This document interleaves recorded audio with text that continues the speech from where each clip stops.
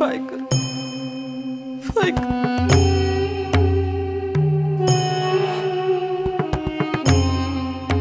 वाहिगुरु, वाहिगुरु, वाहिगुरु।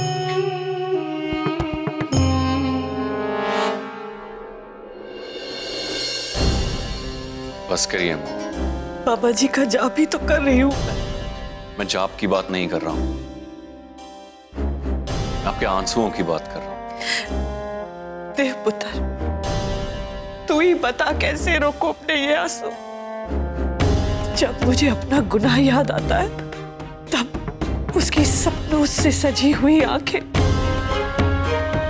देव, तुझे उसकी याद नहीं आती?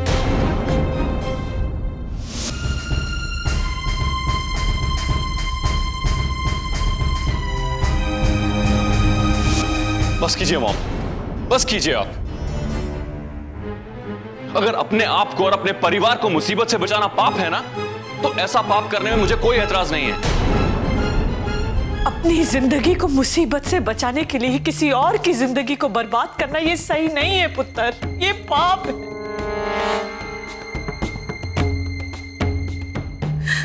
वो कुड़ी तुझे जाने लगी थी। सच बोल पुत्र, सच। क्या कभी भी उसकी नजरों में वो प्यार, वो विश्वास तूने नहीं देखा? अरे उसने तो तुझे अपनी जिंदगी बना ली थी और तूने क्या किया?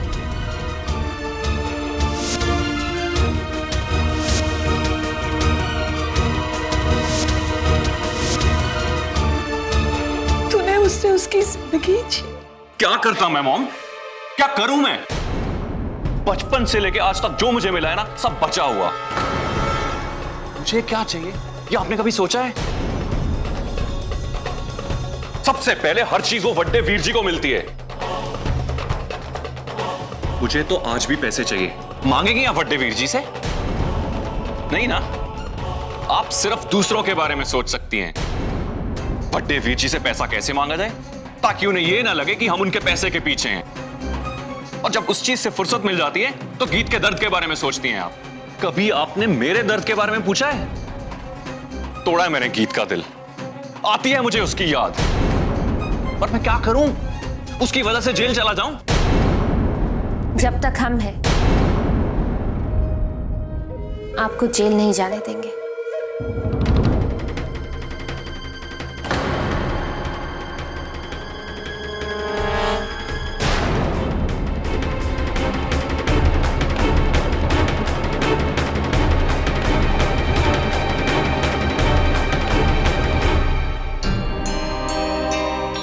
इससे पहले कि आपकी माँ आपके दिल को कमजोर कर दे, हमें ही आपके दिल से उस लड़की को निकालना होगा।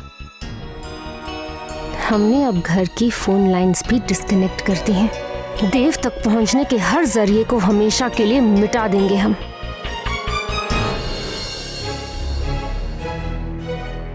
गीत, तुम वहां क्यों खड़ी हो? बीच बाजार में खड़ी हो जाओ और बताओ कि तुम्हारे परिवार वालों ने तुम्हारी सही कीमत लगाई है या नहीं।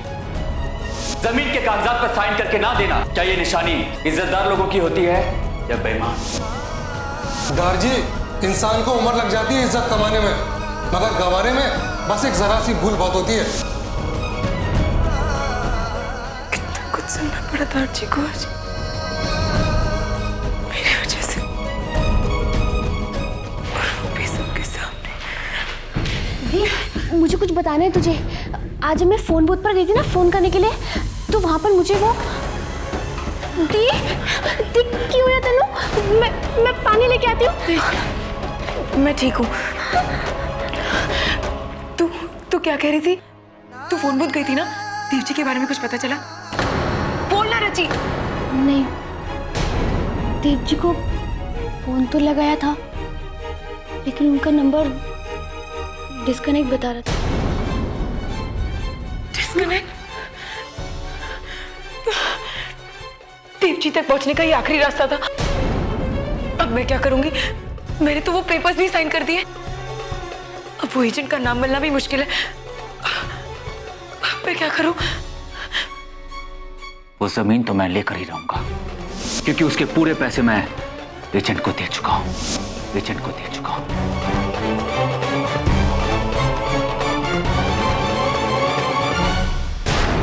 एक और रास्ता है। दी, कहाँ जा रही है तू? तेरी तबीयत नहीं ठीक है तो अपना ख्याल रख। चल।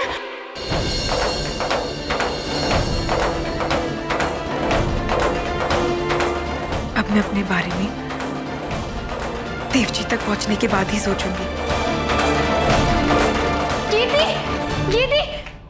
पुश्तें गुजर गई हमारी यहाँ रहते हुए। पूरे मुकेरिया में किसी में इतनी हिम्मत नहीं थी कि हमारे परिवार के और आंख उठा के भी देखता, और आज सबके सामने तमाशा बन गए हम, तेरी लड़की की वजह से। अगर मुझे पता होता ना कि जवान होकर वो ऐसा करेगी तो पैदा होते ही मैं उसका गला घोंट देता।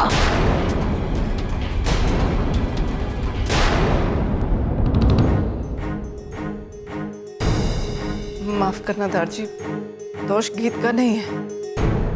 अगर किसी की गलती है तो वो इस ब्रिज की। इसी की हरकतों की वजह से आज वो लड़का हमें इतना कुछ सुनाकर चला गया है। पर किया धरा तो सारा गीत का है ना। वजह जरूर गीत रही होगी, पर आज अगर लोगों के सामने हमारी बेइज्जती हो रही है तो कहीं ना कहीं उसके जिम्मेदार हम सब हैं। वो तू क्या बोलने जा रही है? भाई, जो आप सब सुनना नहीं चाहते, अगर हम लोगों के सामने कुछ नहीं कह रहे हैं तो वो इसीलिए ना क्योंकि कहीं ना कहीं हम गीत और देव की शादी को छुपाना चाहते हैं। अगर कोई हमसे पूछे कि कहाँ गया वो पैसा तो हम क्या जवाब देंगे?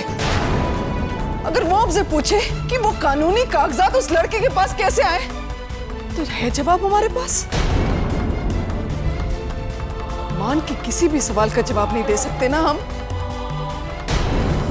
जय जी बिल्कुल ठीक कह रही हैं दारजी। अगर कोसना ही है तो गीत को नहीं, इस ब्रिज को कोसिए।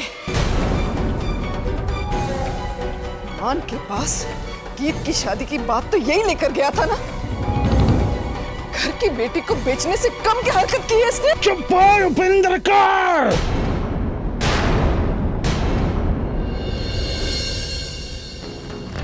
गलत तो नहीं किया। बस एक लफ्ज़ और कहा तो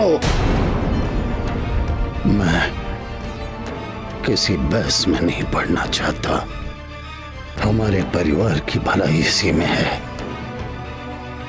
कि गीत का ब्याह कर दिया जाए।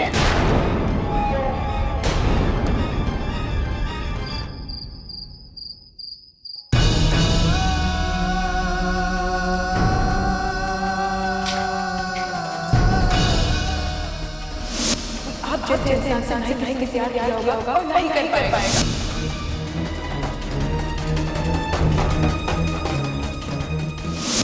आप कीजिए, पर मैं बस पे साइन नहीं करूंगी। मैं आपको मेरी जमीन नहीं दूंगी।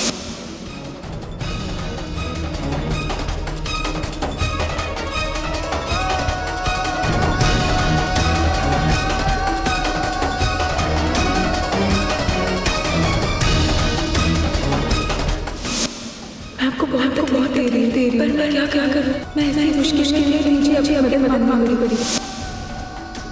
कुछ भी मेरा प्लीज मेरी मदद कीजिए। मैं पागल तो नहीं हो गया जो बार बार वो लड़की मेरे दिमाग में आ रही है? नहीं, वो तो एक मुसीबत की तरह थी जो कि मेरी जिंदगी से जा चुकी है।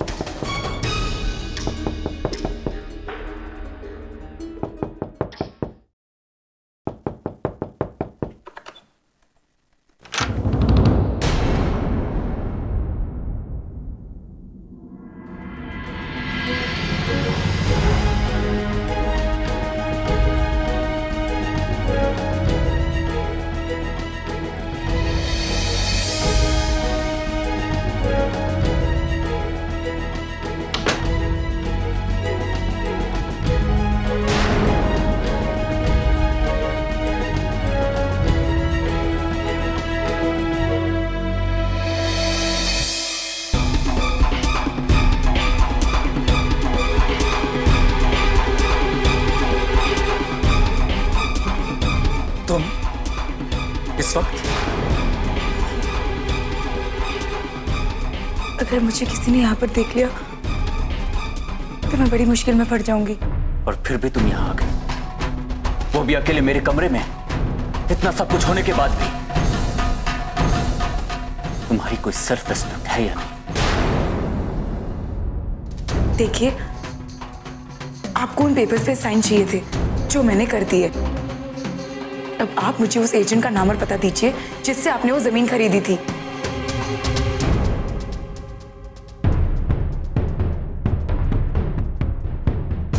और तुम्हें लगता है कि मैं तुम्हारे कहने से तुम्हारी बात मान लूंगा?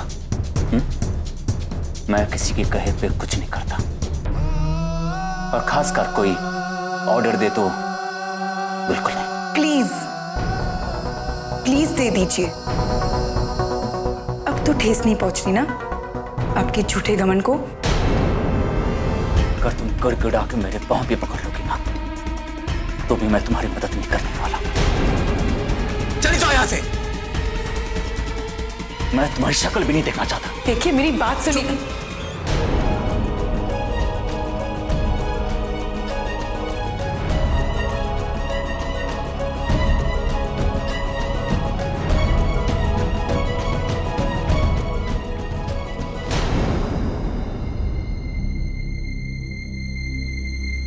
मैं इतनी आसानी से नहीं जाने वाली।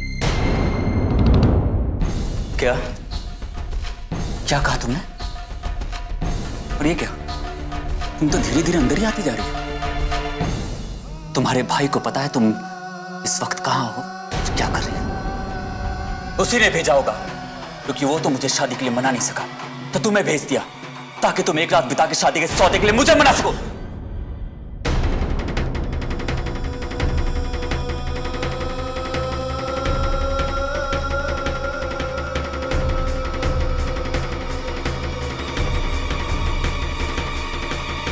आप बिल्कुल सही कह रहे थे, कमजोर पर हाथ उठाना गलत है। आप में भले ही ताकत मुझसे ज्यादा होगी, पर दिमाग मुझसे कमजोर, और आपकी सोच उससे भी छोटी।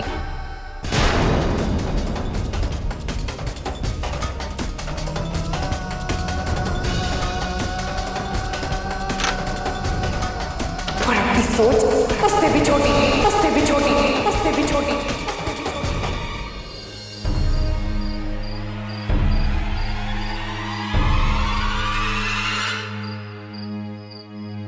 सुनिए, खाना।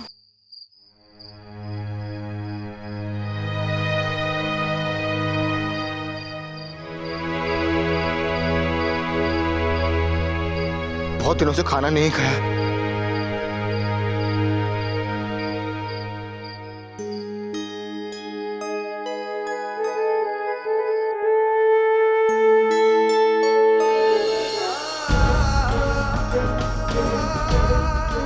देखिए, आपको उन पेपर्स पे साइन चाहिए थे जो मैंने कर दिए। अब आप मुझे उस एजेंट का नाम और पता दीजिए जिससे आपने वो जमीन खरीदी थी। अगर तुम गड़गड़ा के मेरे पांव पे पकड़ लोगी ना तो भी मैं तुम्हारी मदद नहीं करने वाला। तुम्हारे भाई को पता है तुम इस वक्त कहां हो, क्या कर रही हो? उसी ने भेजा होगा, क्योंकि वो तो मुझे शादी के लिए मना नहीं सका, तो तुम्हें भेज दिया ताकि तुम एक रात बिता के शादी के सौदे के लिए मुझे मना सको।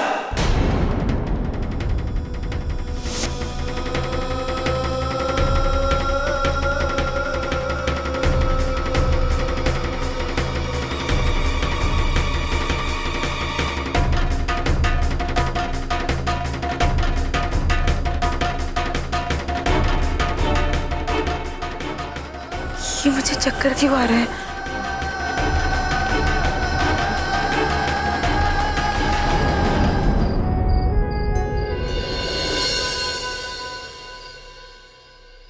सच्ची?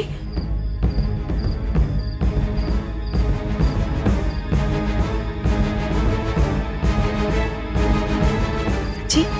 तू यहाँ पे? तू यहाँ क्या कर रही है? अगर पृथ्वी जी को पता चल गया ना तो उन्होंने तो तेरी जान ले लेनी है। चल दी, लेकिन नीट सही कह रही है रची। मुझे देखो ना, मैं यहाँ डर से छुप कर नहीं बैठा हुआ हूँ। महाराज के भाई जैसे खूनी दरिंदे से कौन नहीं डरेगा। गुरविंदर, ब्रिजवीर जी के बारे में ऐसे शब्द मत बोल। और उन्होंने किसी का खून नहीं किया, तो तूने खूनी क्यों कह रहा है? मेरी चन्नी का खून किया है तुम्हारे वीर ने, चन्नी के भाई के साथ मिलकर। फालतू बातें मत कर। मेरे खानदान में ऐसा कोई कुछ नहीं कर सकता। ब्रिजवीर जी को गुस्सा जल्दी आ जाता है, लेकिन वो किसी का कत्ल नहीं कर सकते। और वैसे भी ब्रिजवीर जी को क्या दुश्मनी थी चन्नी से? ब्रिज जैसे समाज के ठेकेदारों के लिए इतनी वजह काफी थी कि चन्नी ने मुझ जैसे छोटी जात के लड़के से प्यार किया, सबसे छुपकर मुझसे शादी की। मेरे बच्चे की मां बनने वाली, मेरे बच्चे की मां बनने वाली, मेरे बच्चे की मां बनने वाली थी। इसीलिए तो मार डाला उसे तुम्हारे वीर ने। मैं नहीं मानती, ये तेरा कोई वहम है। इसीलिए, सिर्फ इसीलिए मैं यहाँ छुपकर ठहरा हुआ, ताकि पूरी दुनिया के सामने मैं सबको ये बता सकूं कि ब्रिज ही मान मर्यादा और इज्जत के नाम पर गुंडा बना फिर रहा। गांव में जितनी भी घटनाएं हो रही हैं, इज्जत को लेकर, आबरू को लेकर, उन सब में ब्रिज का हाथ है। चन्नी के खून में भी ब्रिज का हाथ है। चल रजी, खबरदार जो अगली बार इससे मिली। चल, ने कहा चल। जाते हुए बताकर जाओ, कहाँ है तुम्हारी दोस्त सन्नी? घर पर नहीं है, मेरे पास नहीं है, कॉलेज में नहीं आती, शहर में नहीं दिखती। बताओ कहाँ है वो? कहाँ गई? कहाँ गई चन्नी?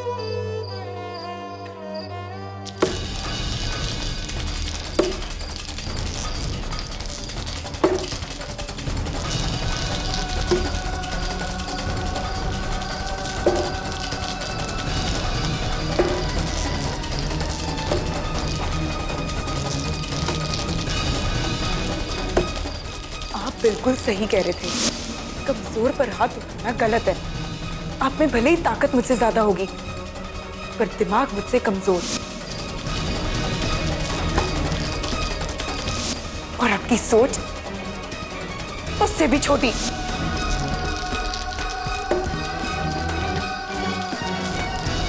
चलो छोटे साहब जी, कागजों पे साइन हो ही गए आखिर।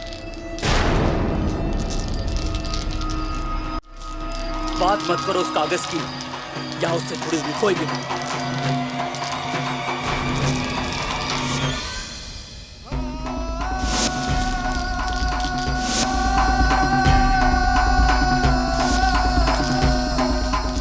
पर साहब जी, मैं उस कागज के मतलब उन कागजों के बारे में तो बात करने आया था मैं। क्या?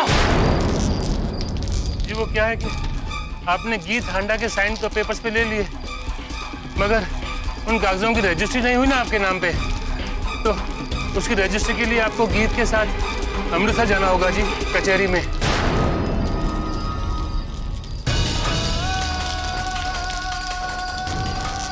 उसकी रजिस्ट्री के लिए आपको गीत के साथ अमृतसर जाना होगा जी, अमृतसर जाना होगा जी, अमृतसर जाना होगा जी।